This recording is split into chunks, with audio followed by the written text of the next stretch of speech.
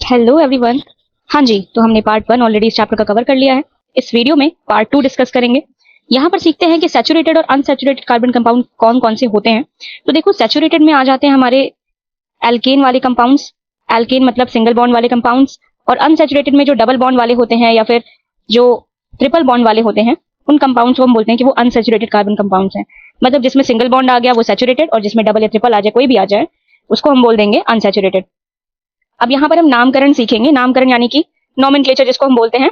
इसमें हमें सीखना पड़ेगा कि कार्बन के जो कंपाउंड्स हैं, जैसे कार्बन अगर 1 हो, कार्बन अगर 2 हो, तो क्या क्या नेम्स होते हैं, ये चीज आप देख रहे हो। यहाँ पर मेथ लिखा हुआ है। मेथ मतलब होता है 1, एथ मतलब होता है 2, प्रॉप मीन्स 3, ब्यूट मीन्स 4, पेंट मीन्स 5। ऐसे ही हेक्स मीन्स होता है 6, और हेप्ट मीन्स होता है 7। हेप्ट के बाद आता है ऑक्ट, ऑक्ट मीन्स होता है 8। देन आता है नॉन, नॉन मीन्स होता है 9। एंड देन आता है डेक, डेक मीन्स होता है 10। इस तरह से आपका 10 तक की काउंटिंग कार्बन में चलती है। अब ये जो आप देख रहे हो एन जो लगा हुआ है, एन मीन्स होता है सिंगल बॉन्ड। जब भी कार्बन के कंपाउंड्स में सिर्फ और सिर्फ सिंगल बॉन्ड है, उसमें हम बोलते हैं कि वो एन है। तो कार्बन को हम बेसिकली एल्क से दिखाते हैं। मीन्स कार्बन की किसी भी काउंटिंग को हम एल्क बोल देते हैं, ठीक है। अब जब ये 1 होता है तो इसी एल्क की जगह आ जाता है मेथ। जब यही 2 हो जाता है तो एल्क की जगह आ जाता है एथ। ये चीज है। तो इस तरह से हो गया methane, ethane, propane, butane, pentane, hexane, heptane, septane, octane, nonane and decane. इस तरह से हमारे 10 कंपाउंड्स बन जाते हैं। अब देखो, ये हाइड्रोजन हम कैसे गिनते हैं। जैसे फॉर एग्जांपल कार्बन है, हमें पता है उसकी वैलेंसी 4 हमें कंप्लीट करनी है, ठीक है। तो हम 4 लगा देंगे हाइड्रोजन। इस तरह से जब हमारा कार्बन 1 है तो हाइड्रोजन कितना लगा, 4। जब कार्बन 2 है, अब देखो 2 बना लो, ये है हमारे पास 2 कार्बन, तो हमें 1 2 3 1 2 3 मतलब टोटल 6 चाहिए। इसीलिए यहां पर आप देखते हो इसके फॉर्मूला में लिखा भी हुआ है C2H6। C2H6 इसीलिए लिखा है क्योंकि इसको कंप्लीट करने के लिए हमें 6 हाइड्रोजन चाहिए। यहाँ पर आप देख रहे हो 8 हो गया, तो हमें 8 हाइड्रोजन की नीड पड़ेगी। इसी वजह से यहाँ पर 8 हाइड्रोजन है। तो इसका एक फॉर्मूला भी होता है, मतलब एल्केन के लिए हम कितने हाइड्रोजन यूज करते हैं। सपोज दैट अगर हमारे पास n कार्बन है तो हमें हाइड्रोजन लगते हैं 2n+2। अप्लाई करके देख लो, अगर n को 1 रखोगे, n को 1 रखोगे तो 2 1 2, 2 + 2 = 4। इस तरह से हमारे पास आ गया कि जब कार्बन 1 था तो हाइड्रोजन 4 लगा। सेम फॉर्मूला में अगर कार्बन को 2 रखोगे तो C2H 2 × 2 + 2 यानी कि 4 2 6। अगर आप 3 रखोगे तो C3H 2 × 3 + 2 यानी कि 8। इस तरह से ये फॉर्मूला है। सेम चीज अगर आप डबल बॉन्ड के लिए सोचते हो तो डबल बॉन्ड के लिए हम एन के जगह यूज करते हैं ईन। हम ईन लगा देते हैं, जैसे मेथीन, इथीन, प्रोपीन, इस तरह से करते हैं। अब मान लो कि ये डबल बॉन्ड है। अब देखो कार्बन टोटल 4 बॉन्ड बनाता है, 1 2 बन चुका, एक 3 और एक 4। सिमिलरली इसके लिए 1 2 3 4। तो यहाँ पर हाइड्रोजन कम लग रहा है ना कि 1 2 3 4। जहां पर इथेन के केस में जब 2 कार्बन होता था तो आपको 6 हाइड्रोजन लगाना पड़ता था, और यहाँ पर 2 हाइड्रोजन कम लग रहा है। इसीलिए इसके फॉर्मूला में आता है CnH2n आता है, +2 आता ही नहीं। तो जब कभी भी हम ईन की बात करेंगे, यानी कि हम जब बात करेंगे डबल बॉन्ड की, तो हम इस फॉर्मूले को याद रखेंगे कि हमारा कितना हाइड्रोजन लगेगा। तो ट्रिपल बॉन्ड के लिए हम लगाते हैं आइन। आइन का यूज करते हैं जैसे मिथाइन, इथाइन, प्रोपाइन, ब्यूटाइन, इस तरह से यूज करते हैं।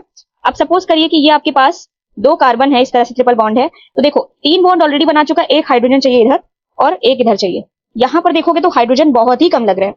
तो इस केस में अगेन क्या हुआ कि 2 में से भी 2 कम हो गए। मतलब जब आप इन वाले केस में देख रहे थे, इन वाले केस में फिर से देखिए, जब ये डबल बॉन्ड था तो आपको 4 हाइड्रोजन लग रहे थे, लेकिन जब ये ट्रिपल बॉन्ड बना तो आपको क्या हुआ, 2 हाइड्रोजन की कमी खत्म हो गई। आपको खाली क्या चाहिए, यहाँ पर 2 ही हाइड्रोजन चाहिए, ठीक है। मतलब 4 में से भी 2 कम हो गए। इसीलिए इसके फॉर्मूले में आता है CnH2n-2। तो मैं इसीलिए ये सारी चीजें बता रही हूँ ताकि फॉर्मूला याद करना आसान हो जाए। सिर्फ एक याद रखो, बाकी सारे ऑलरेडी याद हो जाएंगे। जो आपका एल्केन वाला फॉर्मूला है वो है CnH2n+2, और फिर नेक्स्ट केस में 2 माइनस कर देंगे तो ये वाला 2 हट जाएगा। नेक्स्ट केस में जो बचा हुआ है उसमें से वापस से 2 माइनस कर देंगे, इसीलिए CnH2n और -2 कर देते हैं। अभी हमने नॉमेनक्लेचर अच्छे से सीखा नहीं है, ये तो खाली बहुत छोटी सी चीज थी। आगे आप देख सकते हो, आपकी जो बुक में बताया गया मैं वो बता देती हूँ ताकि कोई डाउट ना रह जाए। जैसे आपके पास ये 4 कार्बन है, स्ट्रेट लाइन में जुड़ा हुआ है, लेकिन अगर आप चाहो तो इसको ऐसे भी जोड़ सकते हो। जैसे ये 4 लाइन से जुड़ा हुआ है, तो इस केस में आपको देखो कितने हाइड्रोजन चाहिए, फॉर्मूले से निकाल लो। C4H2n+2 होता है ना, तो 4 × 2 + 2 मतलब टोटल कितने चाहिए, 10 चाहिए, राइट। टोटल 10 चाहिए। अब इस केस में देख लो, इस बार मैं ड्रॉ ही कर देती हूँ कि कितने हमें हाइड्रोजन लगेंगे। सो इसको चाहिए होंगे 3, इसको कितने चाहिए होंगे 1, इसको कितने चाहिए होंगे, वापस से इसको चाहिए होंगे 3, और इसको कितने चाहिए होंगे 3। चेक कर लो, इसके भी 4 बन रहे हैं, इसके भी 4 बन रहे हैं, इसके भी 4 बन रहे हैं और इसके भी 4 बन रहे हैं। सबके 4 बन रहे हैं, मतलब सब कुछ ठीक है। अब हाइड्रोजन को काउंट कर लो, 1 2 3 4 5 6 7 8 9 10। इसका मतलब चाहे कार्बन को ऐसे जोड़ो और चाहे कार्बन को ऐसे जोड़ो, बात वही है, हाइड्रोजन उतना ही लगेगा। तो ये एक पहली चीज थी जो आपको समझनी थी। दूसरी चीज क्या है? दूसरी चीज ये है कि जैसे अगर हम 6 कार्बन की बात करते हैं, 6 कार्बन की, तो C6 अगर हम इसकी बात करें तो एक स्ट्रक्चर ड्रॉ कर रहे हैं बेसिकली। इस स्ट्रक्चर को अगर ध्यान से देखोगे तो ये एक लूप टाइप का बन गया, मतलब एक क्लोज स्ट्रक्चर बन चुका है। इसमें हम अगर ध्यान से देखेंगे, इसको बोलते हैं कि ये है साइक्लोहेक्सेन, क्योंकि ये क्या है, साइकिल बना चुका है। इसी वजह से इसको साइक्लोहेक्सेन बोलते हैं, क्योंकि यहाँ पर 6 कार्बन यूज हुए हैं। एन क्योंकि यहाँ पर सिंगल बॉन्ड यूज हुआ है, इसीलिए हम बोलते हैं ये रिंग फॉर्म कर चुका है और 6 कार्बन इस तरह से कनेक्ट हो सकते हैं। आप देखोगे यहाँ पर हाइड्रोजन को काउंट कर सकते हैं हम, C6H। अगर हम स्ट्रेट लाइन में अगर हम करते तो C6H12 + 2 हमें लगता है, यानी कि 14 हाइड्रोजन लगते हैं। बट इस केस में क्या है, हमें 12 ही लगे हैं। और ये एकदम ऐसा ही केस है जैसे कि ईन बना रहा हो। ईन के केस में यही तो होता है, CnH2n होता है। इसका मतलब ये हुआ कि ईन का फॉर्मूला और साइक्लोएल्केन का फॉर्मूला सेम होता है। बस इसी को बताने के लिए उसने ये एग्जांपल लिया। बहुत ही खूबसूरत सा बेंजीन का बना हुआ है, इसको बेंजीन बोलते हैं। इसका फॉर्मूला ये है C6H6। ये बहुत ही अलग सा कंपाउंड है, ठीक है। इसको अगर आप ध्यान से देखोगे तो इसमें डबल बॉन्ड भी है, इसमें 6 कार्बन भी यूज हुआ है और ये किसी से मिलता जुलता नहीं है फॉर्मूला, ये एकदम अलग फॉर्मूला है और ये स्ट्रक्चर भी बिल्कुल अलग है। इसमें एक खास बात ये है कि आप ये जो डबल बॉन्ड यहाँ पर देख रहे हो, ये अपने स्ट्रक्चर को चेंज भी कर सकता है। यही सेम डबल बॉन्ड यहाँ आ जाएगा खिसक करके, और ये वाला खिसक करके यहाँ आ जाएगा, और ये वाला खिसक करके यहाँ भी आ सकता है। तो ये कुछ इस टाइप का स्ट्रक्चर बना लेगा, जैसे कि अभी ये बना हुआ है। सेम स्ट्रक्चर ऐसा बन सकता है, मतलब जो बॉन्ड यहाँ पर था यहाँ ना हो करके यहाँ हो जाए, नेक्स्ट यहाँ हो जाए, नेक्स्ट यहाँ हो जाए, बाकी जगह हाइड्रोजन हो जाए। मतलब ये ऐसा भी दिख सकता है और ऐसा भी दिख सकता है। इसीलिए हम कभी कभी बेंजीन को ऐसा दिखा देते हैं, लाइक बीच में से सर्कल ड्रॉ कर देंगे, मतलब डबल बॉन्ड इसमें घूमता रहता है। ये इस स्ट्रक्चर की खासियत है। इसको हम बोलते हैं कि ये जो है बेंजीन है, इसके पास 6 कार्बन है, 6 हाइड्रोजन है, इसके पास डबल बॉन्ड भी है, ये रिंग भी फॉर्म करता है और साथ के साथ ये एक अनसैचुरेटेड कंपाउंड भी है, ये साइक्लिक भी है, ठीक है। ये सारी चीजें इसके अंदर खासियत है। अब जो मैं बात कह रही थी कि हमने अभी तक नॉमेनक्लेचर पूरे तरीके से नहीं पढ़ा है, तो वो ये वाली चीजें मैं बताने के लिए आपको रुकी हुई थी। बेसिकली कार्बन जो है खाली हाइड्रोजन के साथ ही नहीं, और भी एटम्स के साथ भी बॉन्ड बनाता है, जैसे क्लोरीन ब्रोमीन के साथ और ऑक्सीजन के साथ। अगर आप पीरियोडिक टेबल देखने जाओगे तो पीरियोडिक टेबल में एक ग्रुप होता है जिसको 17th ग्रुप बोलते हैं। 17th ग्रुप में कुछ इस तरह के कंपाउंड आपको मिलेंगे, फ्लोरीन, क्लोरीन, ब्रोमीन और आयोडीन। ये वाले जो कंपाउंड्स होते हैं इनका एक स्पेशल नाम होता है और इनको बोला जाता है कि ये है हैलोजेंस। इनको बुलाते हैं हम हैलोजेंस, ठीक है। मैं जो हैलोजन फैमिली की बात कह रही हूँ, हैलोजन फैमिली के लिए ही यहाँ पर हैलो यूज हुआ है। मतलब जब कभी भी कार्बन की चेन में क्लोरीन आ जाए, ब्रोमीन आ जाए, आयोडीन आ जाए या फ्लोरीन आ जाए, ये अगर आ जाएंगे तो आपको क्या करना है, इनका नाम हैलो लिखना है। हैलो मीन्स जैसे क्लोरो, ब्रोमो, फ्लोरो, आइडो। तो देखो पहली चीज जो यहाँ पर लिखी हुई है वो अल्कोहल है, ठीक है। अल्कोहल मीन्स होता है बॉन्ड OH, जैसे कार्बन की लंबी सी चेन है और लास्ट में कहीं पर OH लगा होगा, तो इस चीज को हम बोल देंगे कि ये अल्कोहल है। अब ध्यान से देखोगे तो ये 2 कार्बन है, तो हम इसके लिए H यूज कर रहे होंगे। अल्कोहल के लिए हम लगाते हैं ऑल, OL ऑल लगाते हैं। तो जैसे ये इथ है, हम इथेन लिखते थे इसको पूरा पूरा, तो ये इथेनॉल इसको लिखा जाता है बेसिकली। ई लास्ट का हटा करके OL लगा दिया जाता है, इसलिए इसको इथेनॉल बोल देते हैं। नेक्स्ट केस में जैसे एल्डिहाइड, एल्डिहाइड क्या होता है, कार्बन के ऊपर डबल बॉन्ड रहेगा और ऐसा H रहेगा और इस तरह से यहाँ पर आपका बड़ा सा कार्बन की चेन होगी और ये चीज लगी होगी। जहां कहीं भी ये दिख जाए कि कार्बन के सर पे जो है डबल बॉन्ड जैसा कुछ है और एक हाइड्रोजन लगा हुआ है, तो हम बोल देंगे कि एल्डिहाइड है। कभी कभी इसको ऐसा CHO भी लिख देते हैं। CHO से भी आप पहचान जाना कि ये क्या है, एल्डिहाइड है। यहाँ पर आपका लंबी सी कार्बन की चेन हो सकती है कुछ इस तरह से। तो इसका नाम हम लिखते समय लास्ट में अल लगाते हैं, अल। इसका नाम ही एल्डिहाइड है, इसके लास्ट में हम लगाते हैं अल। नेक्स्ट आता है कीटोन। कीटोन पहचानने का तरीका बहुत ही आसान है। कीटोन हमेशा बीच में लगेगा, बीच में, मतलब इस तरफ आपके कार्बन की चेन रहेगी, इस तरफ आपके कार्बन की चेन रहेगी और डबल बॉन्ड के साथ आपको ऑक्सीजन दिखेगा कार्बन के ऊपर, तो आप पहचान जाना कि कीटोन है। तो कीटोन के लिए हम लिखते हैं ऑन। बेसिकली इसको वन नहीं लिखते हम, मतलब वन नहीं बोलते हम, इसको हम ऑन ही बोलते हैं। इसका नाम है कीटोन, इसके लिए हम लिखते हैं ऑन। कार्बोक्सिलिक एसिड ऐसा दिखाई पड़ता है। आपको याद होगा अल्डिहाइड, अल्डिहाइड कैसा था, इस तरह से था, बस यहाँ पर हाइड्रोजन ना हो करके OH हो जाता है। अब देखो एक बार फिर से सबको देख लेते हैं। अल्कोहल ऐसा दिखाई पड़ता है, ठीक है। फिर ये बाकी के जो कंपाउंड्स हैं ये यही CO ग्रुप वाले हैं। जब यहाँ पर H लग जाएगा तो ये बन गया एल्डिहाइड। H के बजाय अगर यहाँ पर OH हो जाए तो ये हो गया कार्बोक्सिलिक एसिड। और अगर यहाँ पर इस तरह से कुछ भी ना लगा हो, इधर इधर खाली कंपाउंड्स हो हमारे कार्बन के, मीन्स लंबी सी चेन हो, तो हम बोल देंगे कि ये कीटोन है। कुछ नहीं है तो कीटोन, OH लगा है तो कार्बोक्सिलिक एसिड, H लगा है तो एल्डिहाइड, सिंपल। अल्कोहल याद रखना तो बहुत आसान है, ये तो जस्ट OH है, ठीक है। ये इतनी सी कहानी इस टेबल की थी जो मैंने आपको समझानी थी। इसको हम फंक्शनल ग्रुप बोलते हैं। फंक्शनल ग्रुप बेसिकली होते क्या क्या है, जो आपने अभी नाम देखे वो सारे के सारे फंक्शनल ग्रुप थे। इनका काम होता है कि कार्बन की चेन में लग जाओ और जो केमिकल प्रॉपर्टी है उस कंपाउंड की पूरी तरह से बदल दो, बस इनका यही काम होता है। तो फंक्शनल ग्रुप का नाम अलग तरीके से रखा जाता है, कार्बन की चेन का नाम अलग तरीके से रखा जाता है। कार्बन की चेन का नाम हमने ऑलरेडी सीख लिया, जो मेथड प्रॉप सीख रहे थे। एन सीखा हमने, इन सीखा हमने, आइन सीखा हमने, ये सारी चीजें कार्बन से रिलेटेड थी जो हमने ऑलरेडी सीख ली। लेकिन ये जो है ये फंक्शनल ग्रुप की नेमिंग थी जो अभी हम कर रहे हैं। अभी हम पहले सीख लेते हैं होमोलोगस सीरीज क्या होता है। होमोलोगस सीरीज बहुत ही आसान सी चीज है, इसको समझना बिल्कुल भी मुश्किल नहीं है। जैसे हम बात करते हैं कि मीथेन, मीथेन, उसके बाद आता है इथेन, उसके बाद आता है प्रोपेन और ब्यूटेन, इस तरह से ये सीरीज चलती रहती है, ठीक है। ये हमारी एल्केन वाली सीरीज है। तो मीथेन को हम क्या लिखते हैं, CH4 लिखते हैं। इथेन को क्या लिखते हैं, C2H6 लिखते हैं। फिर इसको लिखते हैं C3H8 लिखते हैं। यहां से यहां क्या एक चीज है जो डिफरेंस आ रहा है इनके बीच में, एक कार्बन है जो ज्यादा हो गया और 2 हाइड्रोजन है जो ज्यादा हो गए, राइट। सेम यहां से यहां भी वही सेम डिफरेंस है, एक कार्बन ज्यादा हो गया, 2 हाइड्रोजन ज्यादा हो गया। तो यही पहचान है होमोलोगस सीरीज की कि CH2 का डिफरेंस आ जाता है।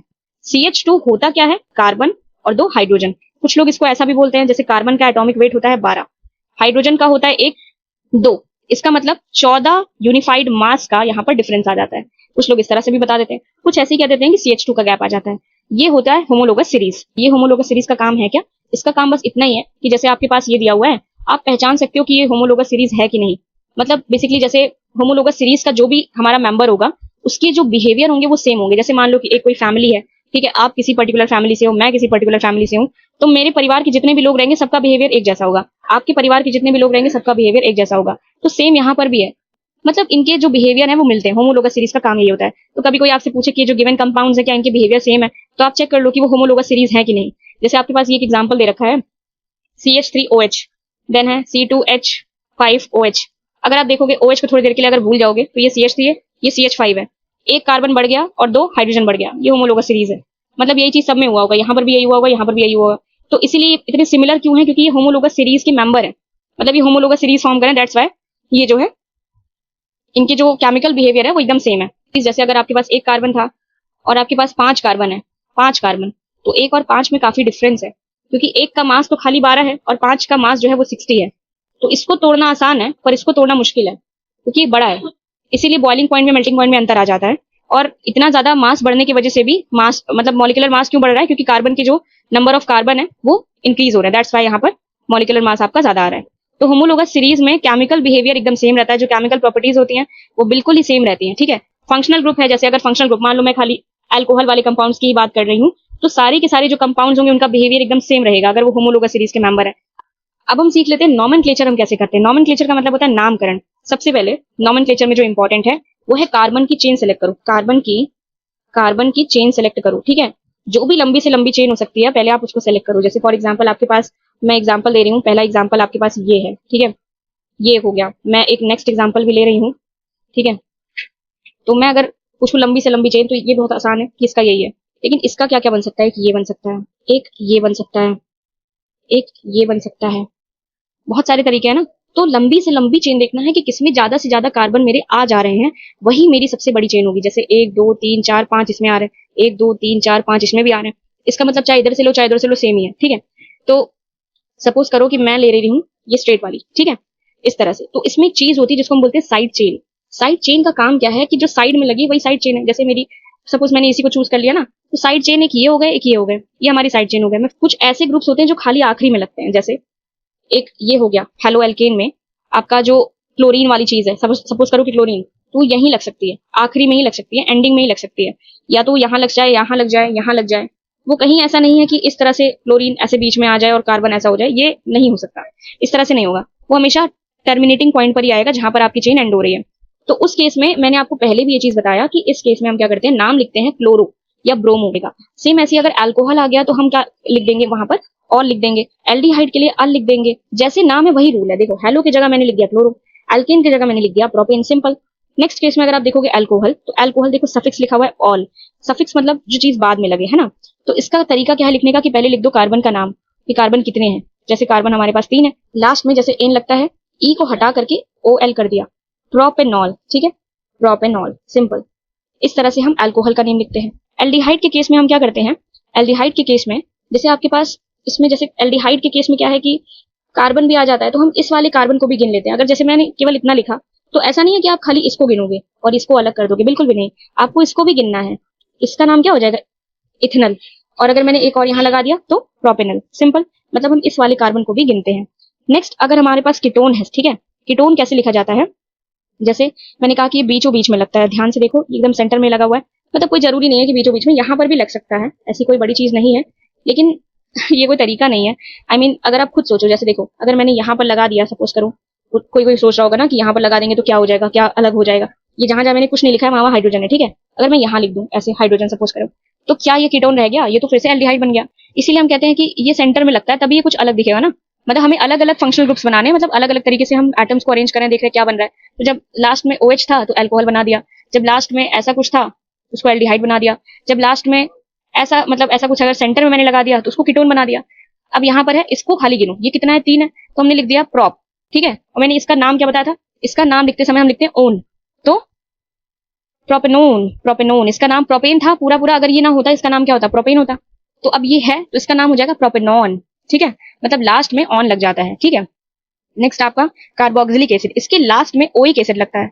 ये बहुत ही आसान है, इसके भी साथ वही कहानी है जो मैंने आपको बतानी थी कि कार्बन इसके साथ में भी है, इसको भी गिनो, ऐसा नहीं है कि ये अलग पार्टी है, इसको भी गिनना है आपको। तो इसका नाम अगर ये नहीं होता तो क्या होता? ये प्रोपेन होता, मगर ये है तो इसका नाम क्या हो जाएगा? प्रोपेनोइक एसिड, क्योंकि इसके लास्ट में क्या लग रहा है? Oic acid. ये मतलब हर जगह ई हटा करके क्या कर रहे हैं हम?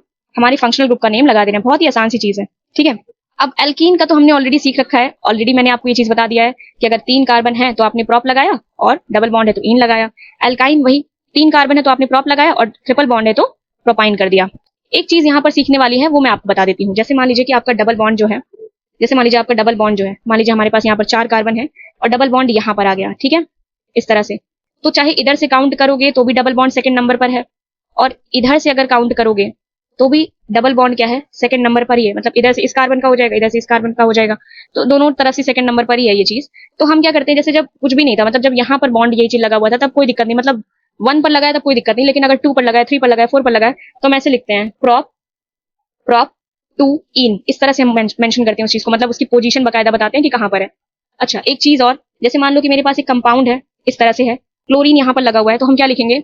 सबसे पहले हम हेलो लिखते हैं ना, हेलो लिखते हैं, तो हेलो कहां पर लगा हुआ है? बेसिकली सेकंड नंबर पर लगा हुआ है, तो हम लिखेंगे 2 क्लोरो प्रोपेन, 2 क्लोरो प्रोपेन इसका नाम हो जाएगा। अब मान लो कि एक और एग्जांपल ले लेते हैं, सपोज करो ये हमारे पास एक कंपाउंड है, सपोज करो इस तरह से है, दिस वे, ठीक। तो 1 2 3 4, आपने मान लीजिए आपके दिमाग में आया कि इधर से नंबरिंग क्यों नहीं करी आपने, इधर से क्यों नहीं करी। देखो हमेशा याद रखो, जब भी हमारे कंपाउंड में फंक्शनल ग्रुप आ जाए तो फंक्शनल ग्रुप की नंबरिंग हमेशा छोटी होनी चाहिए, कम से कम नंबर उसको मिलना चाहिए काउंटिंग में, ठीक है। इसी वजह से हम उसकी काउंटिंग क्या करें? इधर से करें। इधर से क्या होता? तीसरे नंबर पे आ जाता, इधर दूसरे नंबर पे मिल रहा है, इसलिए इधर से हमने काउंटिंग करी। अब हम क्या लिखेंगे इसके लिए? ये 4 कार्बन है, 4 कार्बन के लिए हम क्या लिखते हैं? ब्यूट लिखते हैं, इसका हम लिखेंगे ब्यूट। और अगर ये नहीं होता तो ये ब्यूटेन होता, आई मीन ये नहीं होता तो ब्यूटेन होता, पर ये प्रेजेंट है तो ये ब्यूटेन तो रह नहीं गया, ब्यूटेनॉन बन गया, मगर सेकंड नंबर पर है तो ब्यूटेन 2 ऑन। क्या लिखेंगे हम? इसको लिखेंगे ब्यूटेन 2 ऑन, इस तरह से हम मेंशन करेंगे। मतलब पोजीशन बताना होता है, पोजीशन बताना बहुत जरूरी है अगर इस तरह के कंपाउंड्स आ रहे हैं। ये चीज थी जो मुझे आपको बतानी थी। एक चीज और, जैसे मान लो कि ये हमारे पास कार्बन के कंपाउंड्स हैं, सपोज यहाँ पर क्लोरीन है, यहाँ पर ब्रोमीन है, इस तरह से है, ठीक है। तो हम हैलो लिखते हैं, मतलब क्लोरो लिखते हैं, ब्रोमो लिखते हैं। तो देखो बी हमारा ABCD में पहले आता है, सी हमारा बाद में आता है ना, इसलिए हम ब्रोमो का नाम पहले लिखेंगे, क्लोरो का नाम बाद में लिखेंगे, और काउंटिंग भी ऐसे करेंगे कि ब्रोमो का नाम पहले आए, 1 2 3 एंड 4। तो हम इसके लिए लिखेंगे 2 bromo 3 chloro and. I hope आपने अच्छे से फंक्शनल ग्रुप को समझा है और अच्छे से नॉमेनक्लेचर भी समझा है। ये वाली चीज हम नेक्स्ट वीडियो में कवर कर रहे होंगे।